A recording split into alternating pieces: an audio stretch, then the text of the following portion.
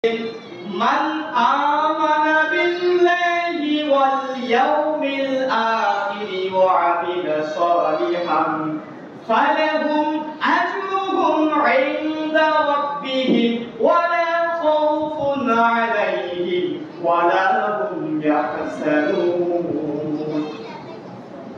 আল্লাহ পাক রব্বুল আলামিন বলেন, ও ঈমানদারগণ, তোমরা আল্লাহ এবং আখিরাতের প্রতি ঈমান আনো, এরপরে নেক আমল করো, ওয়া আমিলাস সালিহান, নেক আমল করো, ফালাহুম আজরুহুম, এর প্রতিদান রয়েছে ইনদা রাব্বিহিম, আমাদের রবের নিকট। আমাদের রবকে বলেন আল্লাহ, আল্লাহর নিকট আমাদের প্রতিদান রয়েছে। ওয়া লা খাউফুন আলাইহিম, তাদের কোনো ভয় নাই, ওয়া লা হুম ইয়াহজানুন, এবং তারা দুঃখিত হবে না। সে কারা? এর আগে বলা হলো ওয়া আমিলাস সালিহান, যারা নেক কাজ করবে, ভালো কাজ করবে, তাদের জন্য সুসংবাদ রয়েছে, প্রতিদান রয়েছে, তাদের কোনো ভয় নাই এবং তারা দুঃখিত হবে না। এই কথা কার? আল্লাহ পাক রব্বুল আলামিন সূরা বাকারার ৬২ নম্বর আয়াতে এই ঘোষণা দিয়েছেন। প্রিয় মুসলমান ভাইরা, আখিরাতের প্রতি ঈমান আনতে হবে। আখিরাতের পরে আখিরাতের প্রথম ঘাঁটি হলো বারযাখ। একজন মানুষ যখন দুনিয়া থেকে বিদায় হয়ে যাবে, তার প্রথম ঘাঁটি হলো কবর, বারযাখ জগৎ। কথা বলেন ঠিক কিনা? এই বারযাখ জগৎ, কবর, এটা হলো আখিরাতের সূচনা।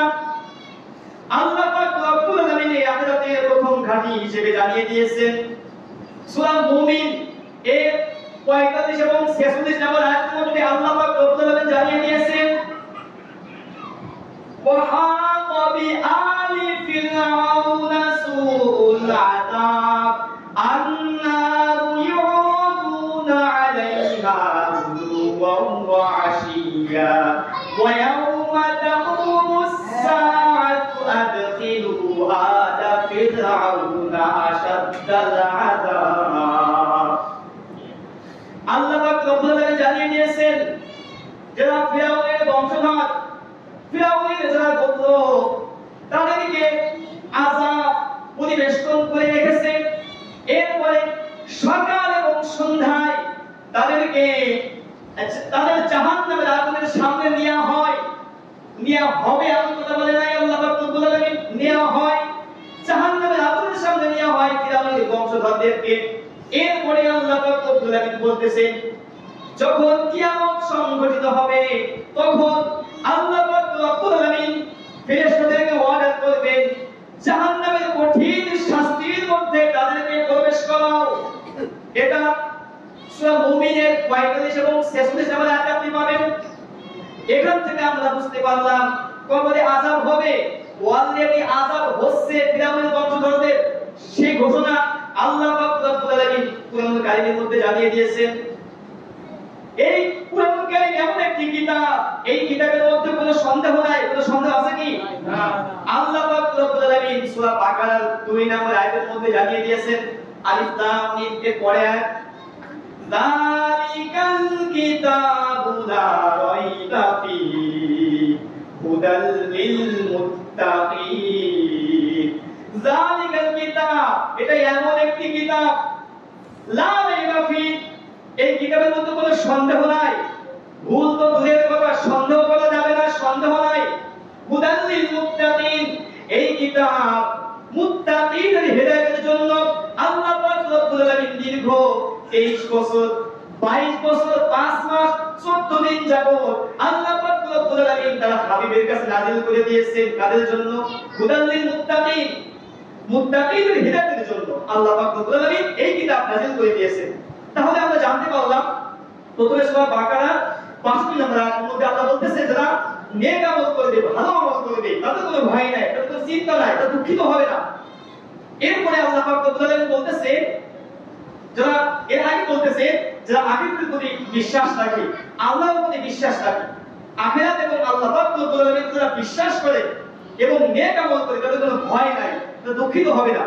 এরপরে এই কবর সম্পর্কে, আখিরাত সম্পর্কে আল্লাহ পাক রব্বুল আলামিন আরো ২টা আয়াতের মধ্যে জানিয়ে দিয়েছেন। সূরা মুমিন, একটা হলো মুমিনুন আর একটা মুমিন। মুমিন সূরার মধ্যে ৪৫ এবং ৪৬ নম্বর আয়াতে আল্লাহ পাক রব্বুল আলামিন বলতেছেন যে ফিরাউনের বংশধর যারা তাদেরকে আগুনের সামনে নেওয়া হয় সকালে এবং সন্ধ্যায়। কখন কখন নেওয়া হয়? সকালে এবং সন্ধ্যায় আগুনের সামনে ফিরাউনের যারা বংশধর ছিল তাদেরকে নেওয়া হয়। এরপরে যখন কিয়ামত সংঘটিত হবে তখন কঠিন আযাবের মধ্যে তাদেরকে ফেলে দেওয়া হবে। এটা কোরআন, এটা কোনো সন্দেহ নাই। তাহলে আমরা জানতে পারলাম যে কবরের আযাব সত্য, কোরআনের আয়াতে জানতে পারলাম। এরপরে হাদিসের মধ্যে বুখারী এবং মুসলিমের হাদিস, বুখারী শরীফ 1338, মুসলিম as-সহিহ 2870 নম্বর হাদিসের মধ্যে আল্লাহ পাক রব্বুল আলামিন জানিয়ে দিয়েছেন, নবী সাল্লাল্লাহু আলাইহি ওয়াসাল্লাম জানিয়ে দিয়েছেন যে যখন মানুষ কবরে যাবে এই কবরের মধ্যে মানুষের আযাব হবে এবং জান্নাত হবে।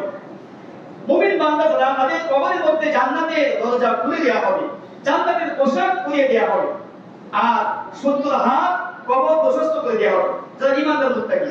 আর যারা জাহান্নামে হয়ে যাবে তাদের কবর সংকীর্ণ করে দেওয়া হবে। এরপরে জাহান্নামের পোশাক পরিধান করে দেওয়া হবে, নিচেও জাহান্নামের বিছানা বিছাই দেওয়া হবে। এই হাদিসের ব্যাখ্যা আপনি পাবেন। তাহলে আমরা জানতে পারলাম যে বুখারী সহিহ 1338, মুসলিম সহিহ 2870 নম্বর হাদিস, এই দুইটা কিতাবের মধ্যে আপনি এই জাহান্নামের বর্ণনা পাবেন যে কবরের মধ্যে আযাব হবে আবার জান্নাত আছে, এটা আপনি পাবেন। আর জাহান্নামের শাস্তি আরো ভয়াবহ হবে। ফেরেশতা জাহান্নামের ফেরেশতাগণ লোহার একটা হাতুড়ি দিয়ে আঘাত করবে, সেই আঘাতের যন্ত্রণায় জাহান্নামী ব্যক্তিগণ চিৎকার করবে। শুধুমাত্র মানুষ এবং জিন বাদে সকল সৃষ্টি শুনতে পায় এই আওয়াজ। তাহলে হাদিস এবং কুরআন থেকে আমরা জানতে পারলাম যে কবরে আযাব সত্য, আর আখিরাতের প্রথম ঘাঁটি হলো কবর। এরপরে জান্নাত জাহান্নাম যা আছে আখিরাতে সবগুলো আমাদেরকে বিশ্বাস করতে হবে। তার নাম হলো আখিরাতের প্রতি ঈমান। হযরত উসমান রাদিয়াল্লাহু আনহু ইসলামের দ্বিতীয় খলিফা, তার খাদেম হাদি তিনি বললেন, উসমান রাদিয়াল্লাহু আনহু যখন কবরের কাছে যেতেন তখন কাঁদতে কাঁদতে দাড়ি মোবারক ভেসে যেত। হযরত উসমান রাদিয়াল্লাহু আনহুকে প্রশ্ন করা হলো, আপনি যখন জাহান্নামের আলোচনা করেন, জান্নাতের আলোচনা করেন তখন তো আপনি কাঁদেন না, কবরের কাছে গিয়ে কেন আপনি কাঁদেন? তখন উসমান রাদিয়াল্লাহু আনহু বললেন, বিশ্বনবী সাল্লাল্লাহু আলাইহি ওয়াসাল্লাম বলেছেন মানুষের জীবনে প্রথম ঘাঁটি হবে কবর। এই কবরের আযাব থেকে যে মুক্তি পাবে বাকি সকল ঘাঁটি তার জন্য সহজ করে দেবেন আল্লাহ পাক রব্বুল আলামিন। আর এই কবর জগতে যে নাজাত পাবে না, কবরের মধ্যে যে ব্যক্তি মুক্তি পাবে না, তার সকল ঘাঁটিগুলো কঠিন হয়ে যাবে। এই জন্য কবরের কাছে যে উসমান রাদিয়াল্লাহু আনহু কান্নাকাটি করতেন।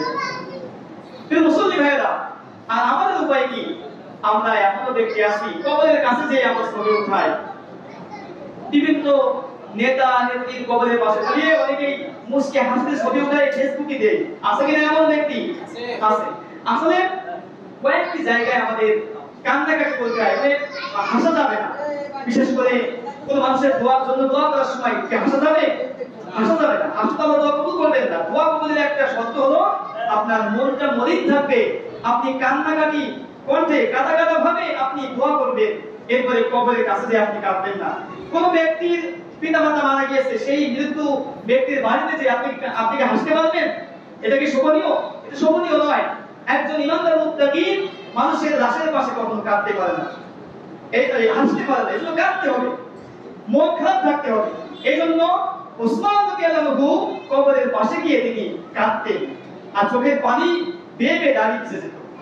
কিন্তু মুসলিম ভাইরা, আমাদের কবে হুঁশ হবে? আমরা এখনো পর্যন্ত কবরের চিন্তা করলাম না, আখিরাতের চিন্তা করলাম না। আখিরাতের চিন্তা করতে হবে, কবরের চিন্তা করতে হবে।